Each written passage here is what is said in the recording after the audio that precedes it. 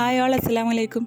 ഇന്ന് ഞാൻ വന്നിട്ടുള്ളത് വളരെ സിമ്പിളായിട്ട് തയ്യാറാക്കാൻ പറ്റിയ ഒരു മാങ്ങ അച്ചാറിൻ്റെ റെസിപ്പിയുമായിട്ടാണ്. നല്ല ടേസ്റ്റുമാണ് ഇത് കഴിക്കാനായിട്ട്. അപ്പോൾ ഇതിൻ്റെ ഡീറ്റെയിൽസിനായിട്ട് വീഡിയോ സ്കിപ്പ് ചെയ്യാതൊന്ന് കണ്ടു നോക്കി. അപ്പോൾ മാങ്ങ അച്ചാർ തയ്യാറാക്കാനായിട്ട് ഞാനൊരു കിലോ മാങ്ങ എടുത്തിട്ടുണ്ട്. അപ്പോൾ ഇത് അത്യാവശ്യം വലുപ്പത്തിലാണ് ഞാൻ കട്ട് ചെയ്തെടുത്തിട്ടുള്ളത്. ഇനി ഇതിലേക്ക് ഒരു ടേബിൾ സ്പൂൺ ഉപ്പ് ചേർത്തിട്ട് നന്നായിട്ടൊന്ന് എല്ലായിടത്തും എത്തുന്ന രൂപത്തിലൊന്ന് മിക്സ് ചെയ്തെടുക്കട്ടെ.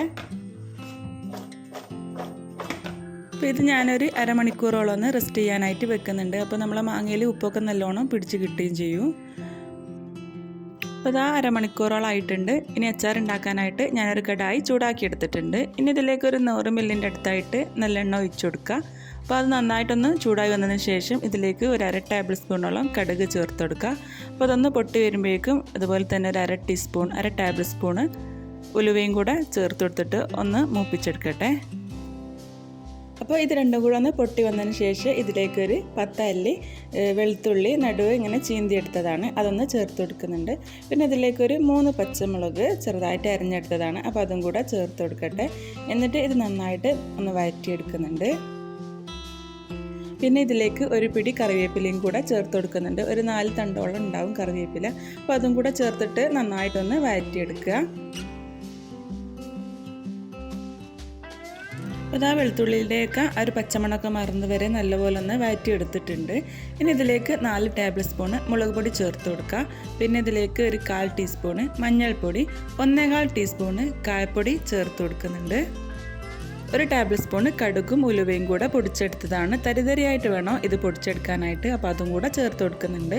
പിന്നെ ഇതിലേക്ക് ഒരു ടേബിൾ സ്പൂണ് ഉപ്പ് ചേർത്ത് കൊടുക്കുക. അപ്പോൾ നേരത്തെ നമ്മൾ മാങ്ങയിൽ ഉപ്പൊക്കെ ഇട്ട് വെച്ചതാണ്, അപ്പോൾ അതിനനുസരിച്ചാണ് ചേർത്ത് കൊടുത്തത്. ഉപ്പ് ഇനി ആവശ്യത്തിനനുസരിച്ച് ചേർത്ത് കൊടുത്താൽ മതി.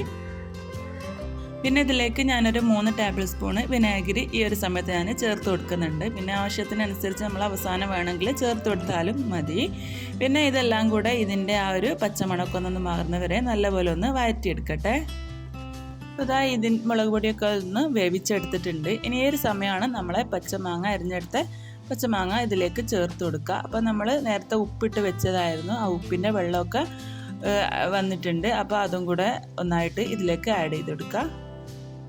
അപ്പോൾ എല്ലാം കൂടെ ഒന്ന് മിക്സ് ആക്കിയതിന് ശേഷം 1 മിനിറ്റും കൂടെ ഒന്ന് വേവിച്ചെടുത്താൽ മതി. അപ്പോൾ ഇത്രയേ ഉള്ളൂ നമ്മുടെ മാങ്ങ അച്ചാർ തയ്യാറാക്കാനായിട്ട്. ഇത് കേടുവരാതെ സൂക്ഷിക്കാനായിട്ട് നല്ലോണം ചൂടാറിയതിന് ശേഷം നല്ലൊരു ഗ്ലാസ് ബോട്ടിലിട്ട് വെച്ചാലും മതി. പിന്നെ അപ്പോൾ ഇത്രയേ ഉള്ളൂ, വളരെ സിമ്പിളായിട്ടുള്ള മാങ്ങാച്ചാർ തയ്യാറാക്കാനായിട്ട്. അപ്പോൾ മാങ്ങാച്ചാർ തയ്യാറാക്കുകയാണെങ്കിൽ ഇതുപോലൊരു തവണയെങ്കിലും ഉണ്ടാക്കി നോക്കുക, എന്നിട്ട് ഫീഡ്ബാക്സൊക്കെ അറിയിക്കുക. വീഡിയോ ഇഷ്ടപ്പെട്ടെങ്കിൽ ലൈക്ക് ചെയ്യുക, ഷെയർ ചെയ്യുക. അതുപോലെ ചാനൽ ആദ്യമായിട്ട് കാണുന്നവരാണെങ്കിൽ സബ്സ്ക്രൈബ് ചെയ്യുക. Thanks for watching. ബൈ.